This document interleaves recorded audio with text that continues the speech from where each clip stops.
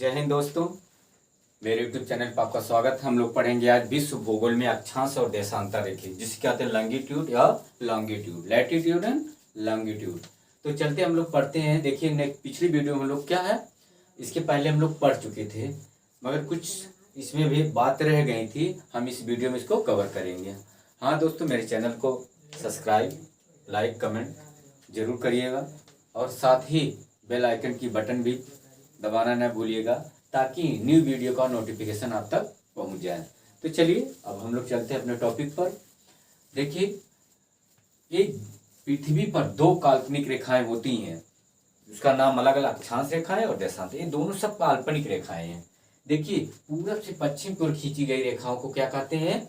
अक्षांश रेखाएं कहते हैं। क्या कहते हैं? अक्षांश रेखाएं। उत्तर से दक्षिण की ओर खींची गई काल्पनिक रेखाओं को क्या कहते हैं? देशांतर रेखा कहते हैं। तो देखिए, पृथ्वी के अगर दो बराबर भागों में कौन सी रेखा बांटती है, यानी उत्तरी गोलार्ध और दक्षिणी गोलार्ध को कौन दो भागों में बांटती है? भूमध्य रेखा। कौन सी रेखा बांटती है? भूमध्य रेखा। भूमध्य रेखा देखिए, ये 0 डिग्री पर होता है। कितनी पर होता है? 0 डिग्री पर होता है। और इसके बाद देखिए, हम कर्क रेखा को और मकर रेखा 23.5 डिग्री, कितने? 23.5 डिग्री पर हम क्या बांटते हैं, यानी हमारी कर्क रेखा जो है वो कितनी डिग्री पर है? 23.5 डिग्री पर है। यहीं उत्तरी गोलार्ध में, यहीं पर क्या है? मकर रेखा, ये दक्षिणी गोलार्ध में है। ये भी कितने अंश पर है? 23.5 अंश पर है। कितने अंश पर है? 23.5 अंश पर है। तो देखिए, फिर उसके बाद हम उत्तरी गोलार्ध में चलेंगे। आर्कटिक वृत्त ये 66.5 अंश पर है। कितने हैं? 66.5 अंश पर। यहीं फिर दक्षिणी गोलार्ध में चढ़ेंगे 66.5 अंश पर। कौन सी रेखा है? ये आर्कटिक वृत्त है, रेखा नहीं है। क्या है? आर्कटिक वृत्त है। तो देखिए, ये हम लोग पिछली वीडियो में पढ़ चुके हैं, इसको जल्दी कर लेते हैं कवर। देखिए, ये रेखाएं हैं। उसके बाद देखिए, एक चीज और हम लोग पढ़े थे कि भूमध्य रेखा पर, यानी कि मकर रेखा पर कितने स्थित देश है? 12 है। कितने देश हैं? 12 हैं। यहीं पर हम देखेंगे कर्क रेखा पर स्थित देश कितने हैं? 18 हैं। और हम लोग विषुवत रेखा पर अगर देखेंगे देश, तो देखिए विषुवत रेखा है, इस पे अगर देश की बात करते हैं कितने स्थित देश है, तो स्थित देशों की संख्या है, जो स्थित देश हैं वो कितने हैं? आपके 13 हैं। कितने हैं? 13 देश हैं। यानी कि 3 चीज आप हाईलाइट करिए पहले। विषुवत रेखा पे देशों की संख्या कितनी है? 13 है। अगर इस पे देखा जाए, विषुवत रेखा पे स्थित कितने देश आते हैं? 13 देश आते हैं। यहीं पर हम देखते हैं, अगर कर्क रेखा पर देखते हैं तो देशों की संख्या 18 है। और मकर रेखा पे देखेंगे तो कितने देश आते हैं? 12 देश आते हैं। तो ये भूमध्य रेखा और भूमध्य रेखा, एक भूमध्य रेखा यानी दो भूमध्य रेखाओं के बीच की दूरी कितनी होती है? यानी दो अक्षांश रेखाओं के बीच की दूरी कितनी होती है? देखिए, अगर इसकी बीच की, अगर यही भूमध्य रेखा है ना, पश्चिम से पूरब की अक्षांश रेखा, अक्षांश रेखा है, तो अक्षांश रेखाओं की बीच की दूरी कितनी होती है? दो अक्षांशों के बीच की दूरी कितनी होती है? 111.33 किलोमीटर। याद होना चाहिए, कितना है? 111.33 किलोमीटर है। ठीक, यही है। दो अक्षांशों के बीच की दूरी कितना है? 111.33 किलोमीटर है। यानी एक अक्षांश के बीच की दूरी कितनी है? 111.33। इस तरह अक्षांश रेखाओं की संख्या टोटल कितनी होती है? देखिए, अक्षांश रेखाओं की संख्या अगर हम करते हैं टोटल, तो 181 है। कितना है? 181। अक्षांश रेखाओं की संख्या कितनी टोटल है? 181 रेखा। तो ये अक्षांश रेखाओं की बात रही। देखिए, यही उत्तरी गोलार्ध में जाएंगे, देखिए विषुवत रेखा के नॉर्थ में जाएंगे तो देखिए 10 अंश का डिफरेंस है इसमें। यही है जो हमारे चांद होता है, जैसे पृथ्वी की इधर कितने जाएंगे? 0 डिग्री पर होता है, 0 डिग्री से इधर 180। यहीं पर नॉर्थ में जाएंगे, साउथ में जाएंगे, ये भी 10 डिग्री का डिस्टेंस है। यानी साउथ पोल और नॉर्थ पोल। नॉर्थ पोल देखिए 90 डिग्री पर क्या होता है? नॉर्थ पोल होता है। और 90 डिग्री पर क्या होता है? साउथ पोल होता है। क्या होता है? साउथ पोल। 90 डिग्री पे क्या होता है? South pole. देखिए, भूमध्य रेखा के अगर इधर जाएंगे तो उत्तरी गोलार्ध, अगर भूमध्य रेखा के दक्षिण में तो दक्षिणी गोलार्ध। यहाँ क्या होता है, दक्षिणी ध्रुव और ये उत्तरी ध्रुव। ये देखिए अगर इधर देख पूरब है, इधर पश्चिम है। ये बात आपकी भूमध्य रेखा की रही। एक भूमध्य रेखा की संख्या कितनी होती है, 181 होती है। और देशों की संख्या आप लोग जान गए कि क्या है, भूमध्य रेखा पे कितने देश आते हैं, 113, मकर रेखा पे 112 और कर्क रेखा पर 118 देश। सबसे ज्यादा किस रेखा पर आते हैं, कर्क रेखा, जिसमें हमारा देश भी उसी में है शामिल।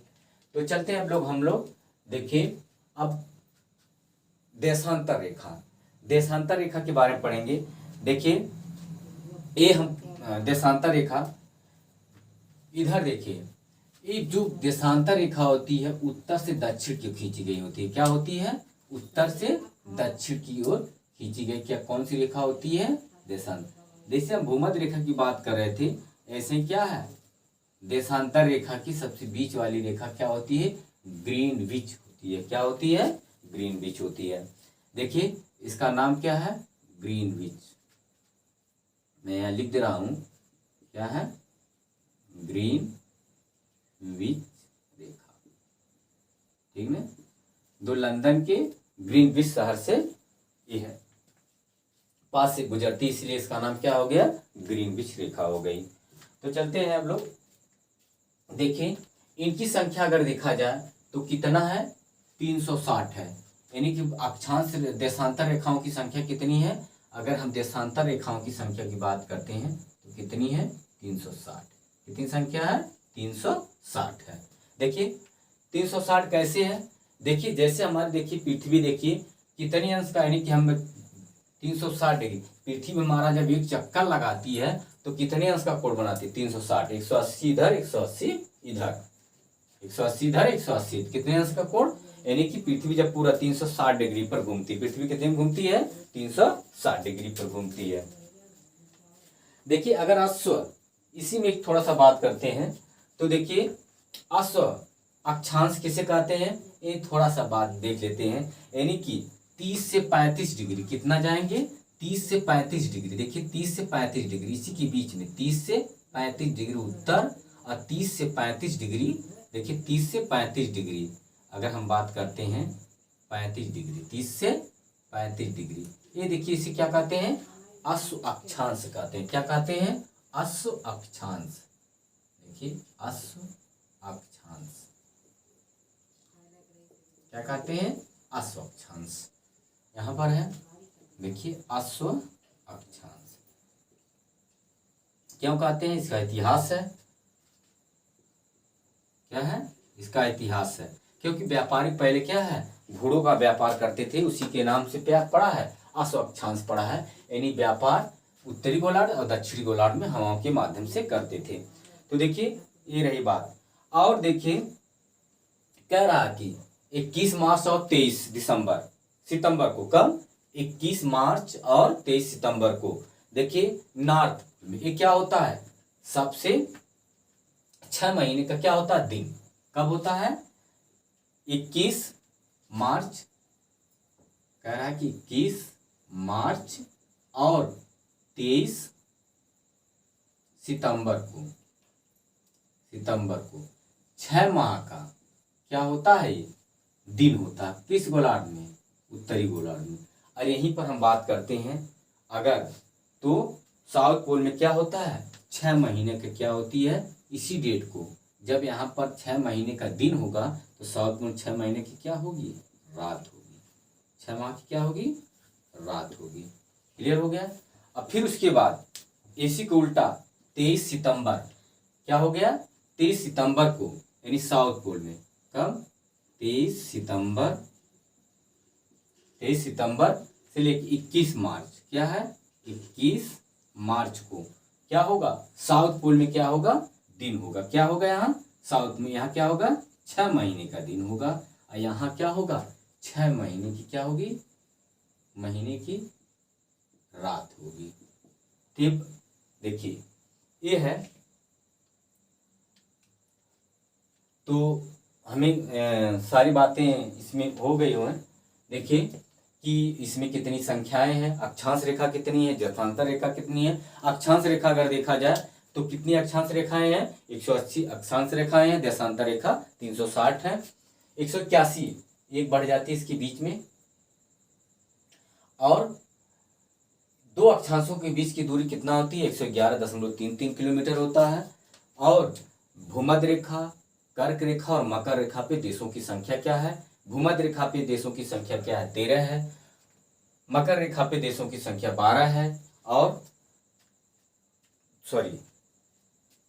12 है, और कर्क रेखा पे देशों की संख्या 18 है। तो इस तरह हम देखेंगे टोटल अक्षांश रेखा और देशांतर रेखा। ये हम अक्षांश रेखा की जो बीचों बीच में रेखा होती है उसको देशांतर रेखाओं के बीच की भी दूरी क्या होती है? इसे ग्रीनविच रेखा कहते हैं। क्या कहते हैं? ग्रीनविच रेखा। ये भी कितने डिग्री पर होती है? 0 डिग्री। कितनी डिग्री पर होती है? 0 डिग्री पर होती है। और भूमध्य रेखा के जो विषुवत रेखा होती है ये भी क्या होती है? 0 डिग्री पर होती है। यानी कि अक्षांश रेखाओं के दो गोलार्धों में बांटने वाली जो रेखा होती है उसे विषुवत रेखा कहते हैं, ये भी। और देशांतर रेखाओं को दो भागों में बांटने वाली रेखा को क्या है? ये भी ग्रीनविच रेखा होती है। तो आप लोगों को समझ में आ गया होगा अक्षांश और देशांतर रेखाएं। इस तरह सारी बातें आप लोग इसको स्क्रीनशॉट ले लीजिए और इसको उतार लीजिए। फिर मिलते हैं नेक्स्ट वीडियो में। जय हिंद दोस्तों।